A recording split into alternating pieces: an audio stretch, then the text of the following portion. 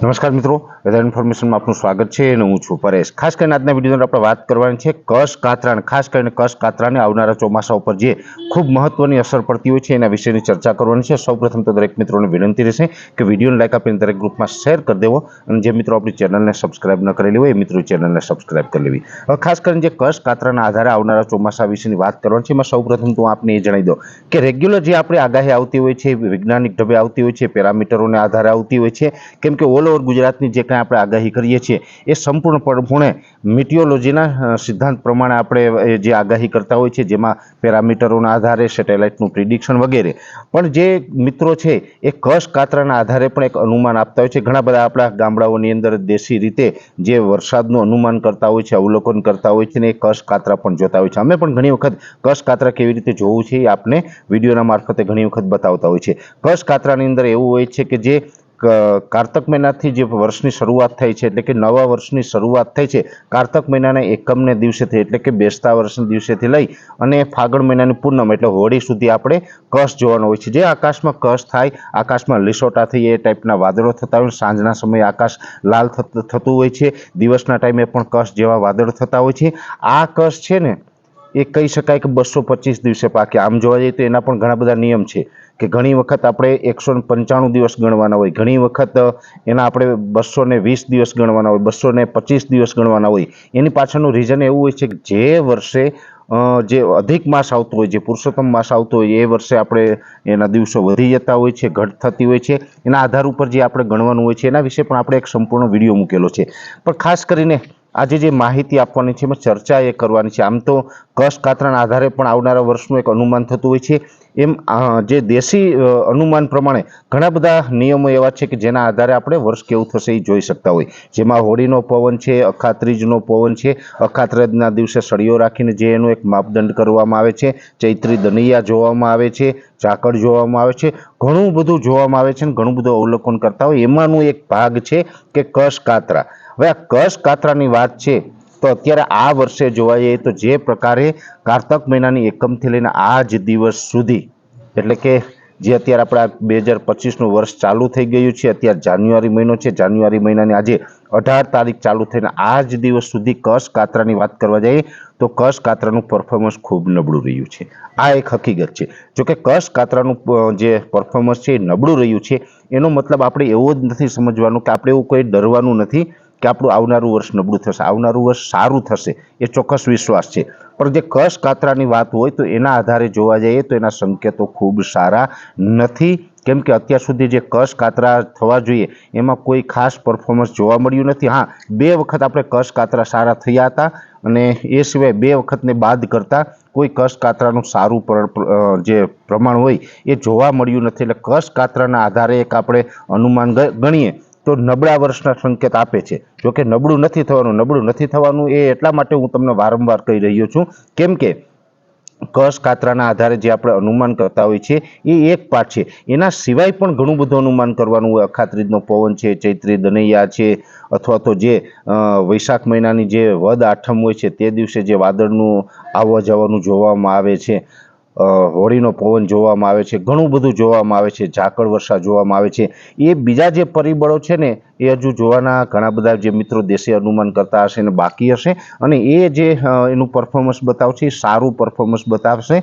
તેવું એક અત્યારે શક્યતા દેખાઈ રહી છે। ખાસ કરીને ચૈત્રી દનૈયા હોય એ સારા જશે એ દિવસની અંદર, એવું પણ એક અત્યારથી આપણે અનુમાન લગાવી શકીએ છીએ। એટલે વર્ષ છે ને એ નબળું તો નહીં થાય। હા, એક ચોક્કસથી છે કે જો કચ્છ કાતરાને આધારે વાત કરતા હોય તો કચ્છ કાતરાના આધારે અત્યારે પરફોર્મન્સ ખૂબ નબળું જણાઈ રહ્યું છે। પણ જો કે આ મારું જે વ્યક્તિગત અનુમાન છે, કેમ કે અમે તો કચ્છ કાતરા અથવા તો આ દેશી વિજ્ઞાન પ્રમાણે નથી જાણતા ને એના વિશે બહુ માહિતી નથી આપતા। અમે સંપૂર્ણપણે મિટિયોલોજીના સિદ્ધાંત ઉપર, એટલે કે વૈજ્ઞાનિક ઢબે માહિતી આપીએ છીએ, જેમાં અલગ અલગ પેરામીટરો હોય, અલ્નીનો હોય, લાનીનો હોય છે, એમજેઓ છે, આઈઓડી છે વગેરે પેરામીટરો ઉપર અભ્યાસ કરતા હોય છે। એ સાથે સેટેલાઇટના માધ્યમથી પણ અમે ઘણું બધું પ્રિડિક્શન કરતા હોય ને એના માધ્યમથી જે અમે અનુમાન આપતા હોય, એમાં લાંબા ગાળાના અનુમાનની અંદર આપણે 2025ના ચોમાસાનું એક અનુમાન તો આપી ચૂક્યા છીએ। આપણે જે અનુમાન આપી ચૂક્યા છીએ અનુમાન એવું છે કે 2025નું વર્ષ છે એ નબળું નહીં થાય, મધ્યમ થશે પણ થોડુંક લેટ થઈ શકે છે। એટલે કે જે આપણે વાવણી હોય છે એ કદાચ લેટ થઈ શકે, એમાં બનશે એવું કદાચ કે જે નૈઋત્યનું ચોમાસું છે એ આપણે જૂન મહિનાના એકદમ એન્ડમાં અથવા તો જુલાઈ મહિનાની શરૂઆતમાં નૈઋત્યના ચોમાસાની ધમાકેદાર એન્ટ્રી કદાચ ગુજરાતમાં થઈ શકે. પણ એ સિવાય જે ઘણી વખત આપણે વરસાદો થતા હોય છે, જેમને આપણે પ્રી મોન્સૂન એક્ટિવિટી કહીએ છીએ, જેમાં ખાસ કરીને સાયક્લોન કોઈ બનતું હોય તો એને કારણે પણ જે ચોમાસામાં વરસાદ પડી જતા હોય, એમ પ્રી મોન્સૂન એક્ટિવિટી તેજ થઈ જાય. ઘણી વખત આપણે પ્રી મોન્સૂન એક્ટિવિટીને કારણે પણ રાજ્યના અલગ અલગ વિસ્તારોની અંદર સારા એવા વરસાદો થતા હોય, વાવણી થઈ જતી હોય. એમ કદાચ બની શકે કે જૂન મહિનાના પહેલા અઠવાડિયામાં કદાચ સારી એવી પ્રી મોન્સૂન એક્ટિવિટી થઈ જાય, અથવા તો જૂન મહિનામાં જે પ્રી મોન્સૂન સાયક્લોન આવતા હોય છે એ દર વર્ષે, આમ તો 2024 એટલે કે ગયા વર્ષે કોઈ સાયક્લોન જૂન મહિનામાં આપણે જોવા નથી મળ્યું, બાકી 2023માં પણ બિપરજોય નામનું સાયક્લોન જોવા મળ્યું હતું. એમ કદાચ કોઈ સાયક્લોન આવે ને સાયક્લોનને કારણે પણ અમુક વિસ્તારોમાં વાવણી થઈ જાય, એ વાત અલગ રહેશે. બાકી નૈઋત્યનું જે કાયદેસર ચોમાસું કહેવાય છે, જેને આપણે દક્ષિણ પશ્ચિમનું ચોમાસું કહીએ છીએ, નિરંતર નૈઋત્યનું ચોમાસું કહીએ છીએ, એ ચોમાસું તો કદાચ લેટ થશે. પછી કોઈને એવું લાગે કે પરેશભાઈ તમારું લાંબા ગાળાનું અનુમાન એવું હતું કે વાવણી મોડી થશે, તો અમારે તો જૂન મહિનાની 10 થી 15માં થઈ ગયા, અથવા કે 15 થી 20માં થઈ ગઈ, તો એના કારણે એવા હોઈ શકે કાં તો પ્રી મોન્સૂન એક્ટિવિટી, કાં તો જે આપણે સાયક્લોન આવેલ, આવા કોઈ કારણસર વાવણી થઈ જાય તો એ અપવાદરૂપ રહેશે. બાકી નૈઋત્યનું ચોમાસું છે એ કદાચ લેટ આવશે, એવું જે વૈજ્ઞાનિક ઢબે મારું અનુમાન છે એ મુજબ હું કહી શકું કે નૈઋત્યનું ચોમાસું થોડું લેટ આવશે.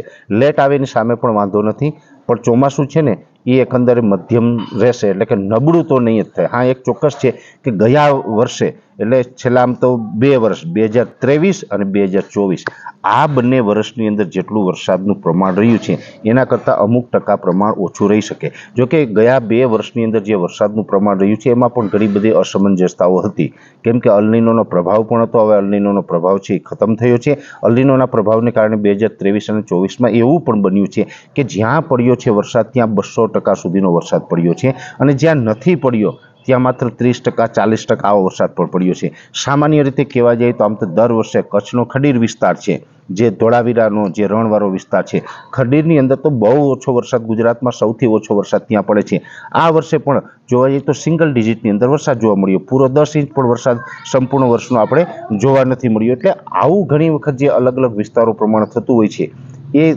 આ વર્ષે તો બહુ જ છેલ્લા 2 વર્ષમાં જોવા મળ્યું. જેમાં કચ્છના ભાગોની અંદર ઓછો વરસાદ પડે તો એ કોઈ નવી વાત નથી, કેમ કે વર્ષોથી ત્યાં રણને હિસાબે ત્યાં ઓછા વરસાદો પડતા હોય છે. રણને હિસાબે શું કામ ઓછા વરસાદ પડે એનું પણ આપણે એક વિડીયો મૂકીને આગળના દિવસમાં બતાવવાનું છે. પણ ખાસ કરીને એ સિવાય પણ ઘણા બધા વિસ્તારો એવા હતા કે જ્યાં ઓછા વરસાદનું પ્રમાણ 2023 અને 24માં જોવા મળ્યું હતું. આ વર્ષે એવું બની શકે કે જ્યાં પડે ત્યાં બધામાં એક સરખો પડી શકે. ઠીક છે, 2-5% વિસ્તારોની અંદર ફેરફાર થાય, પણ બધા વિસ્તારોમાં એવું નહીં બને કે છેલ્લા 2 વર્ષની અંદર જ્યાં પડ્યો ત્યાં 200%, નથી પડ્યો ત્યાં 30%, એવું તો કદાચ નહીં બને, એવું એક અનુમાન છે. પણ એટલું અત્યારે કહી શકાય કે આ વિડીયોની અંદર જે સંકેત આપવાના હતા, જેમાં લાંબા ગાળાની અંદર દેશી અનુમાનથી જે મિત્રો જોતા હોય, કશ કાતરાના આધારે જે આગાહી કરતા હોય, એ કશ કાતરાનું જે પ્રમાણ છે એ અત્યારે નબળું જોવા મળી રહ્યું છે. એટલે એ એક ચોક્કસ વાત આપણે સ્વીકારવી પડશે, પણ એનો મતલબ નબળું વર્ષ થશે એવું કોઈ ડર રાખવાનો નથી. વર્ષ છે એ સારુંથી મધ્યમ થશે, અને જે અતિવૃષ્ટિ અને અનાવૃષ્ટિનું જે 2 વર્ષથી અનબેલેન્સ હતું એમાં પણ બદલાવ આવશે. હા, એક ચોક્કસથી છે કે વર્ષ થોડુંક મોડું થઈ શકે, વાવણી મોડી થઈ શકે, પણ વર્ષ નબળું નહીં થાય આવું ચોક્કસ અનુમાન રાખવાનું છે. લાંબા ગાળાના જે પ્રિડિક્શન હોય છે ને એમાં સમયાંતરે વૈજ્ઞાનિક ઢબે પણ રેગ્યુલર 15-20 દિવસે, 25 દિવસે જે પ્રિડિક્શન થતું હોય એમાં પણ ઘણા બધા ઉતાર ચઢાવ આવતા હોય છે, બદલાવ આવતા હોય છે. જે બદલાવો આવશે, જે ઉતાર ચઢાવ આવશે, હવામાનની જે કન્ડિશન હોય ને પેરામીટરોના આધારે જે ફેરફાર થાય, કે ઘણી વખત સારું, મધ્યમ, નબળું, આવું જે કંઈ ઇન્ડિકેટ કરતું હોય છે પેરામીટરો, એ ઇન્ડિકેટ જે પણ કરશે એ અમે તમારા સુધી માહિતી પહોંચાડતા રહીશું. પણ એકંદરે આવનારું વર્ષ એટલે કે 2025નું વર્ષ છે એ ખૂબ સારું જ રહેશે એવી આશા રાખજો. દ્વારકાધીશની કૃપાથી વર્ષ ખૂબ છે એ સારું થવાનું છે એવી હું પણ આશા રાખી રહ્યો છું. વિશેષ માહિતી છે નેક્સ્ટ વિડીયોની અંદર આપવામાં આવશે. અત્યારે આ વિડીયોની અંદર એટલું જ. અંતમાં દરેક મિત્રોને વિનંતી રહેશે કે વિડીયોને લાઈક આપીને દરેક ગ્રુપમાં શેર કરી દેવો, અને જે મિત્રો આપણી ચેનલને સબસ્ક્રાઇબ ન કરેલી હોય એ મિત્રો ચેનલને સબસ્ક્રાઇબ કરવી. હાલ જ આપશો. ધન્યવાદ.